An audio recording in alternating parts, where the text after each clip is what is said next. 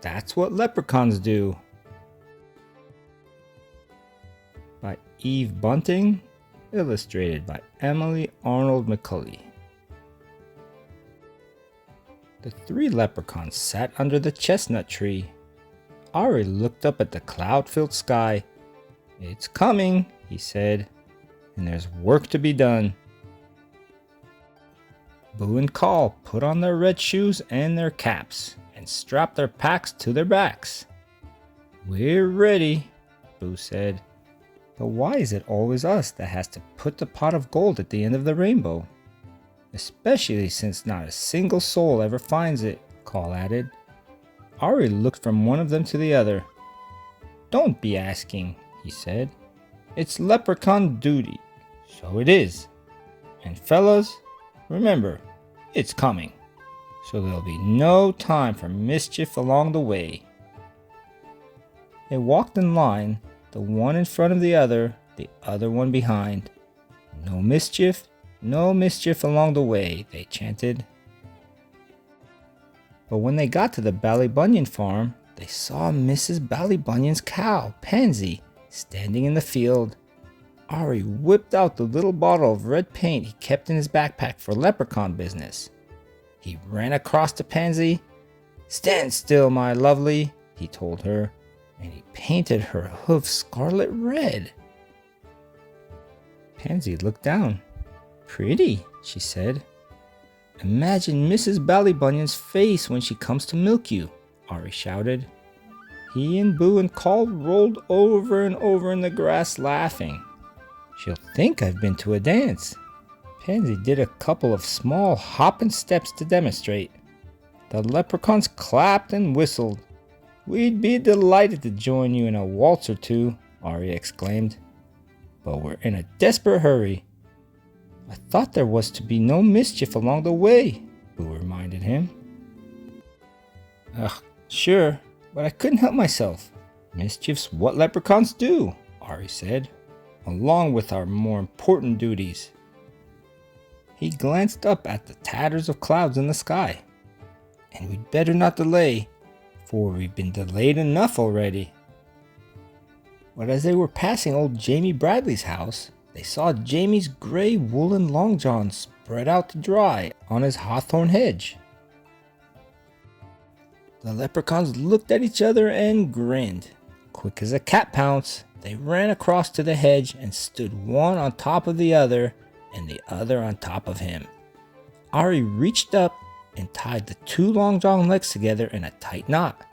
They almost fell off each other. They laughed so hard. "It would be great altogether to stay and watch old Jamie trying to put his legs into those," Boo said.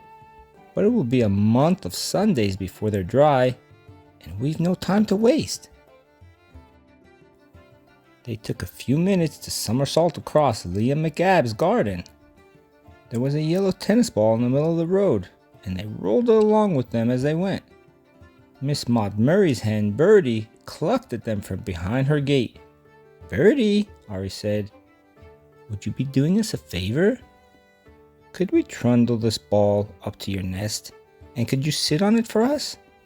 It'll be the great joke on Miss Maud Murray when she comes out to gather your eggs." Birdie put her head to one side. "It's not going to be easy sitting on that, but the three of you were so good to me, scaring that fox away from my henhouse last night. I'll do it." Call stretched up and patted her wing. "Thank you, Birdie." They squeezed themselves through the gate and tumbled the ball with them. Then they heaved it up and into Birdie's nest. She gave a trial sit on it. "I'll be sore underneath myself for a week," she grumbled. "But the thought of Miss Maud Murray's face when she sees I've laid a yellow ball will be worth it." "Won't that beat all?" Call gasped. "The three of you can't help making mischief, can you?" Birdie asked. "That's what leprechauns do," Ari told her, "along with our more important duties." He stopped. "Is that a spitting of wet I feel?" "'Tis." Boo stared up at the sky, where the sun was flickering through heavy clouds. A thin, cool rain had started to fall. "Hurry, hurry," Ari ordered. It's come! We can't be late! They pulled their green slickers from their backpacks and settled their caps low to their ears. Anybody seeing them racing along the road would have taken them for 3 green leaves. But they were leprechauns, and they had work to do. "Get them out, boyos! Get them ready!" Ari said. They took their little spades from their backpacks.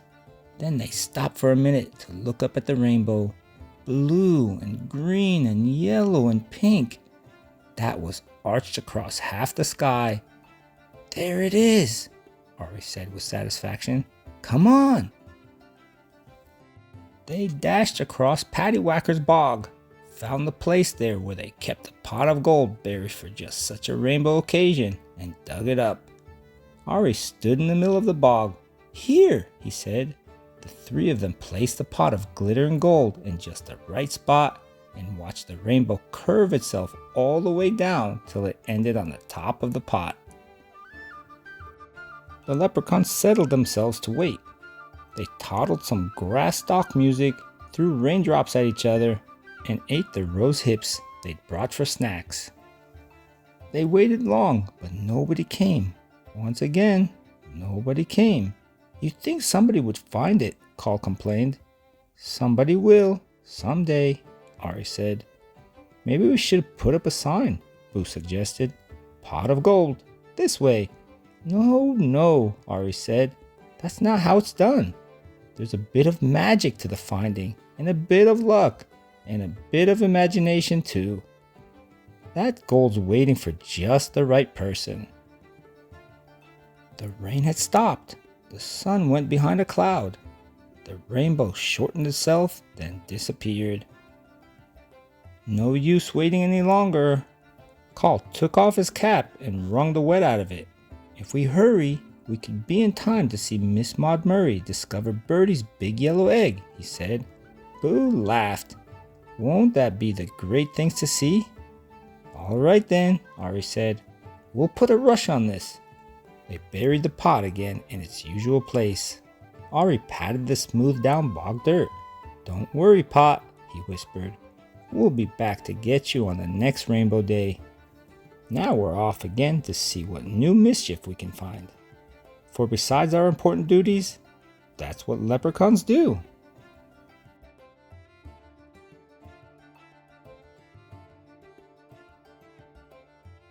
About leprechauns.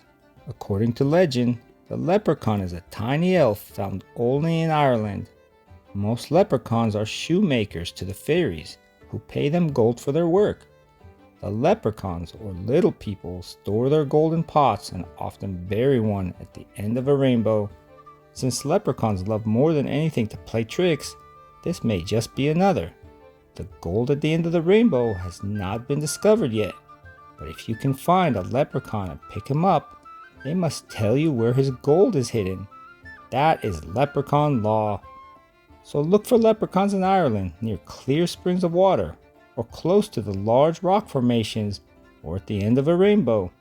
Listen for the sound of tiny hammers tapping, or elfin pipes piping, as small voices sing a fairy song. And maybe, just maybe, you'll find the leprechaun's pot of gold.